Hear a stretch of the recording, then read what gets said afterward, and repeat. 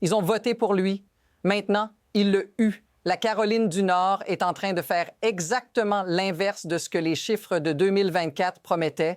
Un État remporté par Donald Trump devient soudainement le théâtre de protestations publiques, filmées, assumées, impossible à ignorer. À Asheville, des lycéens quittent leur salle de classe et marchent ensemble en plein jour pour dénoncer des opérations fédérales menées dans leur propre État.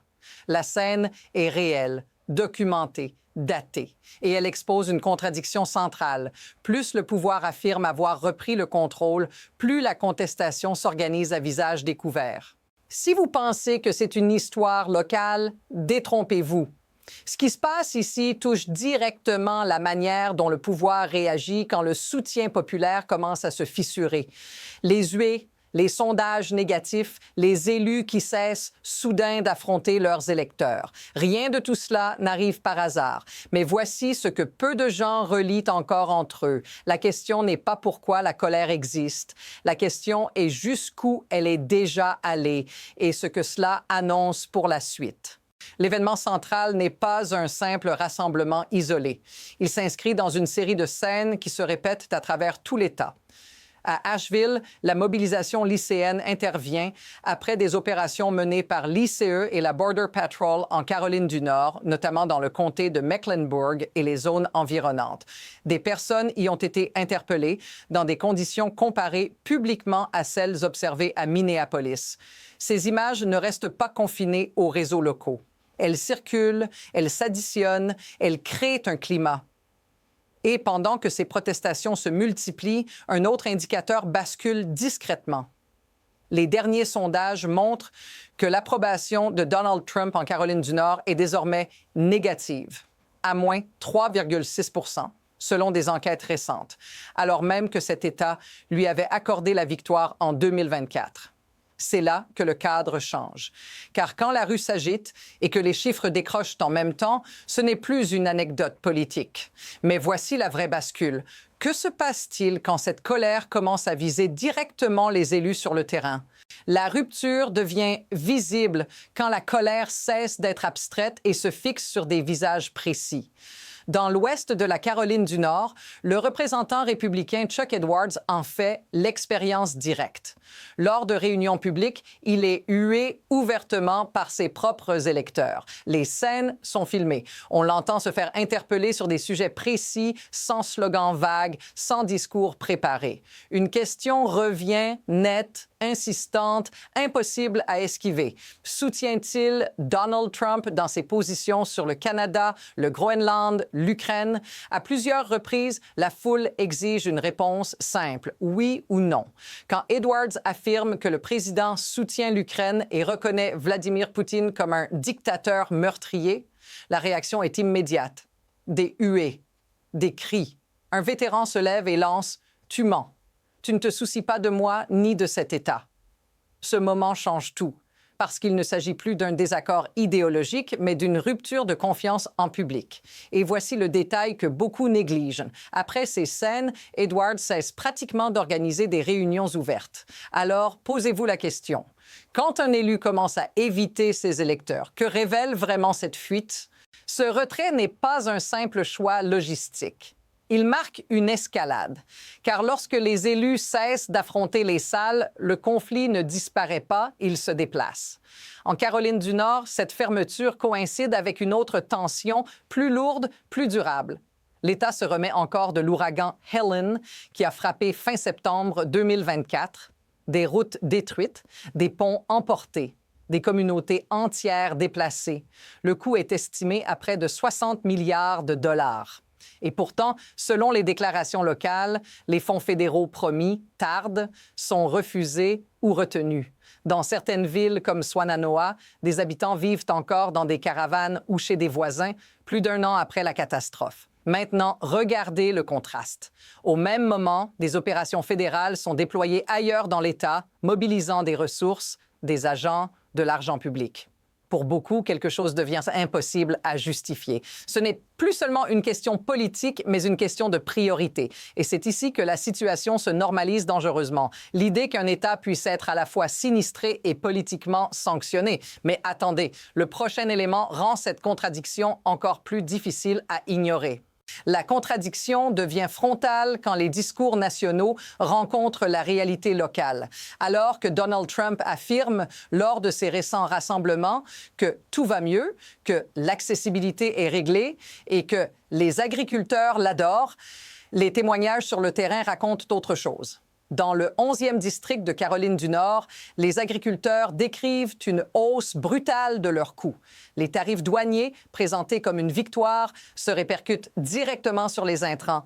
Les assurances santé perdent leurs subventions et certaines primes augmentent jusqu'à 300 %. Ce ne sont pas des projections, ce sont des factures, des chiffres vécus. Un voisin meurt après avoir retardé une visite médicale par peur du coût. Cette histoire est racontée calmement, sans mise en scène. Et c'est précisément ce qui la rend impossible à balayer. Voilà le point de rupture, quand les mots célèbrent la réussite pendant que les corps paient le prix. À partir de là, tout change. Parce que la question n'est plus de savoir qui a raison dans un débat politique. La question devient: combien de temps un récit officiel peut-il survivre quand il contredit l'expérience quotidienne? Et maintenant, regardez ce qui se produit quand ces pressions s'accumulent en même temps. Les tensions ne s'additionnent plus lentement. Elles s'empilent presque d'un coup. D'abord, des opérations fédérales ciblent certaines zones urbaines de l'État, provoquant des manifestations visibles et répétées. Ensuite, des élus locaux réduisent leurs apparitions publiques, remplacées par des événements contrôlés à distance. En parallèle, les conséquences de l'ouragan Helen restent non résolues, malgré des promesses répétées sur caméra. Ajoutez à cela la disparition de subventions de santé, la hausse rapide des primes, l'inflation ressentie dans les supermarchés et la pression sur les exploitations agricoles. Rien de tout cela n'explose isolément. Tout arrive en même temps. C'est ce qui crée le sentiment de perte de contrôle. Les habitants décrivent une impression simple. Chaque semaine apporte une nouvelle contrainte, sans soulagement entre les deux. Et c'est là que le rythme devient dangereux, parce qu'un système peut absorber une crise. Il peut parfois en absorber deux. Mais quand 3 ou 4 se superposent, la réaction devient imprévisible. Alors posez-vous cette question calmement. Que se passe-t-il si cette accumulation continue encore 6 mois sans réponse visible ni changement de cap? À ce stade, l'histoire cesse d'être abstraite. Elle devient personnelle. Si vous vivez dans cette région ou dans une autre comme elle, vous reconnaissez peut-être déjà la sensation. Travailler à temps plein et avoir l'impression de reculer. Voir les prix augmenter plus vite que les salaires. Hésiter avant d'aller chez le médecin, non pas parce que la douleur n'est pas grave, mais parce que la facture fait peur. Après l'ouragan Helen, certaines familles dorment encore ailleurs que chez elles. D'autres ont perdu des proches. Et pendant ce temps, elles entendent des responsables affirmer que la situation est réglée, que l'économie va mieux, que tout le monde gagne. Ce décalage use. Il enlève la confiance lentement. Pas par idéologie, mais par expérience vécue. Quand on a l'impression que personne n'écoute vraiment, la colère trouve d'autres chemins pour s'exprimer. Et c'est souvent à ce moment précis que les équilibres politiques se déplacent sans bruit. Si cette sensation vous semble familière, dites-le dans les commentaires. Parce que ce qui se passe ici n'est peut-être pas unique. Et ce constat mène directement à une question plus large que peu de médias prennent le temps d'explorer. Ce qui permet à cette situation de durer n'est pas le chaos, mais le mécanisme qui l'entoure. Quand les crises se multiplient, l'attention se fragmente. Une opération fédérale chasse la précédente des écrans. Un discours efface une promesse non tenue. Un nouveau conflit détourne le regard d'un ancien désastre encore irrésolu. Ce système fonctionne sur la vitesse et la saturation. Tant que chaque problème arrive avant que le précédent ne soit réglé, aucune responsabilité claire ne s'installe. Les élus peuvent parler de victoire nationale pendant que les réalités locales s'enlisent. Les chiffres macroéconomiques peuvent sembler stables pendant que les coûts réels étranglent les ménages. Et surtout, le débat se déplace du concret vers le spectacle. Ce n'est pas un accident. c'est un incitatif. Plus le conflit est bruyant, moins les détails précis, routes détruites, primes multipliées, aides absentes, restent au centre. Voilà l'insight dérangeant. Ce système ne s'effondre pas quand il échoue. Il survit en normalisant l'échec. Et tant que cette logique tient, la pression continue de monter hors caméra. Mais regardez bien, ce genre d'équilibre ne se maintient jamais indéfiniment. La question est de savoir dans quelle direction il va céder. À court terme, deux trajectoires commencent à se dessiner, et aucune n'est théorique. La première est celle que l'on connaît déjà. La contestation reste fragmentée. Les protestations continuent, mais sans point de convergence clair. Les élus évitent les confrontations directes. Les discours nationaux se durcissent pendant que les réponses locales restent lentes. Dans ce scénario, la tension s'installe comme un bruit de fond permanent. Elle ne disparaît pas, mais elle ne force pas non plus de rupture immédiate. Les chiffres fluctuent, les sondages inquiètent, puis se stabilisent. Le système encaisse encore une fois. La seconde trajectoire est plus instable. Elle apparaît quand ces signaux locaux cessent d'être traités comme marginaux, quand un district bascule, puis un autre, quand des candidats jusque-là inconnus commencent à être mesurés sérieusement dans les sondages.